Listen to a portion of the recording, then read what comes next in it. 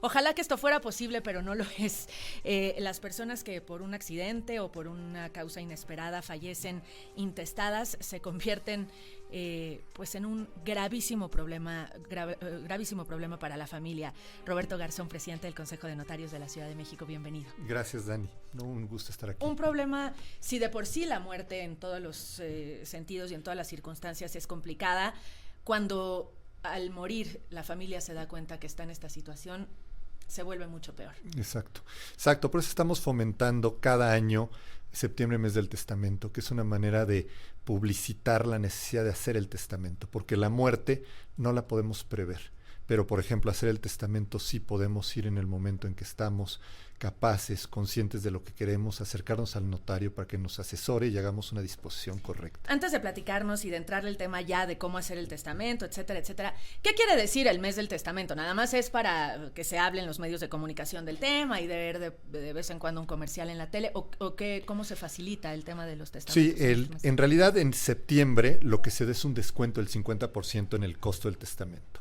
El costo del testamento normalmente no es caro, pero lo que buscamos en septiembre es pues dar este ganchito, este incentivo para que la gente vea un descuento, para que también se hable del testamento y por lo menos una vez al año lo tomen en cuenta porque es importantísimo. Qué bueno hacerlo. que lo dices, porque con todo respeto, cuando uno escucha la palabra notario, siempre piensa que va a tener que pagar un dineral por cualquier trámite que haga con ustedes. Exacto. No es tan caro un testamento. No es tan caro un testamento y de lo que dices, en realidad puede parecer que otras cosas son caras ante el notario porque somos recaudadores de impuestos, claro, y de derechos. Sí, claro. Lo que pasa es que uno como civil dice, notario quiere decir que tengo que ahorrar prácticamente para tener una primera charla con él.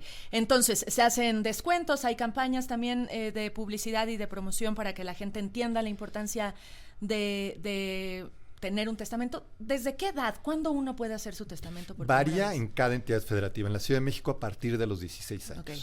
A partir de los 16 años es importante que la gente lo haga, no importando la edad, ya desde que son capaces, porque muchas veces piensan que el testamento lo van a hacer para el patrimonio que tienen en ese momento, para la situación que están viviendo en ese momento.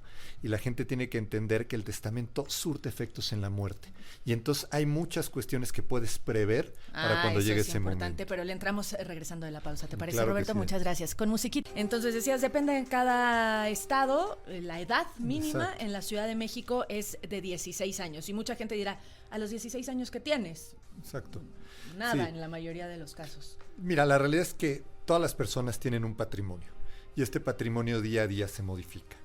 Y también las personas no solo tienen, dentro del patrimonio tienen también obligaciones, no solo activo. Y el testamento te permite disponer de bienes y también declarar y cumplir obligaciones. Por ejemplo, pues puedes reconocer un hijo, puedes en algunos casos, cuando ya a lo mejor vas a esperar un hijo, pensar en quién va a sustituirte si faltan ascendientes en ejercicio de la patria potestad, en lo que se refiere a la guardia y custodia. ¿Es el testamento el documento en el que tienes que poner todo eso? O sea, no solo le dejo mi tal y mi tal y mi tal, sino en caso de mi muerte, mi hija se queda con tal persona. Exacto, digamos que el testamento tiene disposiciones patrimoniales y tiene disposiciones que no son patrimoniales. Dentro de las patrimoniales están las que muchos ya han escuchado, ¿no? La designación de herederos, de legatarios, de albacea, pero en lo extrapatrimonial, pues está esto relacionado con la guardia y custodia de los hijos. Puedes nombrar tutor, curadores, puedes, como te dije, reconocer hijos, puedes hacer una serie de disposiciones importantes. Ahora, ¿qué pasa si yo hice mi testamento hace 10 años? En donde no tenía hija, no tenía, no sé, una casa, y fallezco hoy, que ya tengo una hija, ya tengo una casa, es decir, ¿qué pasa con lo que no puse en el testamento? Exacto, yo distinguiría, porque estás haciendo un muy buen planteamiento. Si lo que no pusiste fueron bienes, no pasa nada porque al hacer la designación de heredero, el heredero va a recibir lo que tú tengas cuando fallezcas. Okay. Como tu patrimonio va cambiando, entonces la gente no debe de preocuparse, ¿no? O sea, cambió mi patrimonio, si ya había designado herederos, si son los que quiero, no hay que cambiar el testamento. En el otro supuesto que planteas, que es cuando llegó una persona y cambió tu vida, yo creo que hay que revisar el testamento porque seguramente no lo habías contemplado. Sí, y el testamento que surte efecto es el último que otorgaste, pero no importa hace cuánto tiempo lo otorgaste. Entonces, si tú no mencionaste a tu hija en el testamento, pues no va a ser heredera. Y si mencioné a una hija, pero al momento de mi muerte tengo dos. nada más va a heredar la que mencionaste. Ya. ¿No? Obviamente, cuando vas con el notario te va a asesorar para prevenir estas situaciones. Y te va a explicar, porque puedes dejar previsto a la hija que tienes y a los demás hijos que llegues a tener. Lo importante es que esas personas, esos hijos, existan al momento de tu fallecimiento. Ahora, Roberto, creo que también sería interesante platicar de qué requisitos son necesarios para redactar un testamento, ¿no? Porque yo creo que muchas personas, como lo decía también Dani, una, piensan que es carísimo y dos, no saben ni siquiera qué requisitos Sí, piden. lo importante en realidad es muy sencillo. Acercarte a tu notario, llevar una identificación, no tienes que llevar un inventario de los bienes, y el notario lo que va a hacer es recibir tu voluntad, interpretarla, y ya que la interpretó, te va a explicar pros y contras de lo que estás buscando. Y que tú vayas decidiendo conforme él te va asesorando, y en base a esto redacta el testamento y lo firmas. O sea, el trabajo intelectual de interpretación y de plasmar tu voluntad en términos legales lo hace el notario. Ahora, entonces, por ejemplo, escribir en una hoja, yo le dejo todo a mi esposo, mis hijos quiero que se queden con mi hermana, eso no de eso no sirve, no sirve. Tienes que respetar la forma. Incluso dice que el testamento es solemne porque tiene una forma muy especial para que se haga. Entonces, y en la Ciudad de México tiene que ser forzosamente ante notario. Y debe de haber testigos. ¿Cómo consigo un notario? Esa es otra, porque mucha gente no debe tener ni idea de cómo conseguir un notario. ¿Qué notario me corresponde? Exacto. A ver, la primera que me planteabas de testigos, solamente en casos excepcionales se requieren. Que una persona no pueda firmar, que la persona sea sorda, que sea ciego, en esos casos se pueden requerir testigos. Ahora, ¿cómo considera tu notario? En realidad es muy fácil. Los notarios hay muchos notarios en la Ciudad de México, te puedes meter a nuestra página de internet y buscar al notario que tienes más cerca. ¿Cuál es el mejor notario? En la Ciudad de México, el que tienes más cerca de tu domicilio. Puedes ir a cualquiera. A cualquiera. Ok. La siguiente cosa, hablabas de albacea, hablabas de heredero universal. Sí. ¿Cuáles son los términos que uno tiene que conocer para llegar con conocimiento ya de lo que le van a preguntar? Sí, mira, tenemos el primero que es el heredero. El heredero o herederos, es aquella persona que va a adquirir a título universal lo que tú tengas al momento de fallecer. Es una figura, no, la verdad es que es una maravilla del derecho, porque al designar heredero no tienes que detallar el patrimonio. Esa persona recibirá todo lo que tú puedas transmitir al momento de fallecer. Y puedes designar uno o varios, simultáneamente o sucesivamente. Forzosamente, al hacer un testamento, tenemos que designar herederos. Tenemos otra figura que es el legatario. Es una figura de excepción. No es forzoso tenerlo en el testamento, y a diferencia del heredero, al legatario o legatarios le vamos a dejar un bien concreto. Puedo instituir en mi testamento muchos legados, ¿no? A una persona le dejo la casa, a otra le puedo dejar el coche, y por cada bien que yo deje en legado puedo nombrar legatarios igual, varios, simultánea o sucesivamente. Y la tercera figura que deben de tener presente es el albacea.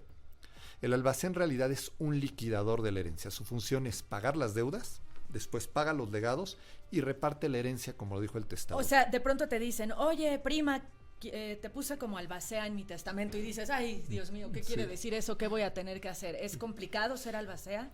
Mire, siempre va de la mano el albacea. Si el procedimiento se hace ante notario, va a ir acompañada por el notario. Si se hace judicialmente, van a estar abogados y jueces ahí acompañando al albacea. Siempre la recomendación del albacea es que sea una persona ordenada, que sea una persona obviamente honesta y que tenga cierta capacidad de acercar a los herederos para que puedan llegar a acuerdos y fluya el trámite sucesorio. Voy a poner mi caso, sí, claro. que representa el de muchas personas, me imagino. Yo pongo a mi hija, que ahorita es una bebé de 3 años, como heredera de todos mis bienes, y muero cuando ella es menor de edad. ¿Qué pasa? Bueno, también muy buena pregunta, Dani. Respecto a lo que se refiere al patrimonio, tus bienes se transmiten a ella. Ahora, como es menor de edad y si vive tu esposo, él va a consolidar la patria potestad. La patria potestad hoy la tienen compartida los dos. Él, al consolidar la patria potestad, está encargado de representarla, de cuidarla, de curar sus enfermedades y también de administrar sus bienes. De administrarlos, no de disponer de ellos. La ley regula que no puede o prohíbe, no puede hacer actos gratuitos, o sea, no pudiera donar en representación de tu hija su patrimonio. Respecto de los actos de disposición, de vender bienes muebles preciosos e inmuebles, solamente lo puede hacer con autorización del juez. Y el juez solo lo autoriza cuando hay un evidente beneficio para tu hija o una absoluta necesidad. Y el juez también tutela el destino de ese dinero. O sea, si se vendiera una casa que fuera de tu hija, el juez tutela que el dinero se destine a la finalidad que le manifestaron. ¿Y si morimos juntos en un accidente, exacto, por ejemplo? En ese caso, la patria potestad, ¿no? Si no dijiste nada en tu testamento, la patria potestad va a ir para abuelos paternos o maternos según decida el juez. Pero tú en tu testamento, que son las otras figuras que les hablaba, para ese supuesto puedes designar un tutor que vaya antes que tus papás, porque a lo mejor en algunos casos los papás son mayores y no pueden ser a lo mejor las personas aptas para encargarse de esto. Entonces tú ya puedes designar tutor a la persona que te dé toda la confianza. El tutor que hace lo mismo que los padres, ¿no? Representa, administra, cuida, cura enfermedades, se encarga de la rehabilitación, todo. Pero como no es el papá, la ley no confía tanto en él. Entonces hay que nombrar un vigilante que se llama el curador. El curador no puede ser pariente del tutor. No, tiene que ser una persona que no tenga un parentesco, que no sea esposo, por un tema de imparcialidad. Entonces, eso también lo podemos hacer en el testamento. Y seguramente todo esto te lo va diciendo y te va acompañando un buen notario cuando lo haces, ¿no? Porque ahorita es un poco abrumador. Eso se los garantizo. Cualquier notario de la Ciudad de México los va a asesorar mejor de lo que yo estoy haciendo ahorita. Todavía tengo un par de preguntas sobre el testamento, pero tenemos que hacer una pausa. Regresamos y también regresamos. Está el doctor viéndonos como, ¿no? Sí, el programa era de la migraña. Pero tiene que hacer su testamento. No del testamento. Te da migraña. Exacto. Si no lo haces, si lo haces, ¿no? Tienes que decir, si se te quita la migraña. En la puerta de Grupo Fórmula te va a decir, nos vamos a tomar un café, por favor. No, ya veníamos platicando hace rato. No ha hecho, entonces ya el ratito, y además su oficina está cerca de la mía, pues para que se dé una vuelta. Traes tarjeta de crédito. Ya está.